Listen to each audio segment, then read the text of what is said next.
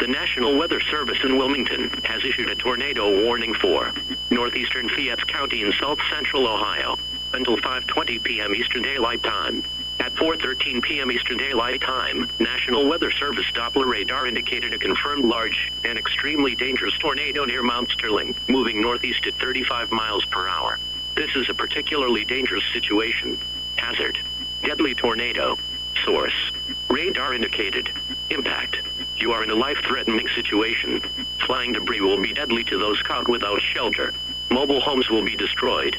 Damage to roofs, vehicles, and buildings will occur. Tree damage is likely. This tornadic thunderstorm will remain over mainly rural areas of central Fayette County. To repeat, a confirmed large and extremely dangerous tornado is on the ground. To protect your life, take cover now. Move to an interior room on the lowest floor of a sturdy building. Avoid windows. If in a mobile home, a vehicle, or outdoors, move to the closest substantial shelter and protect yourself from flying debris.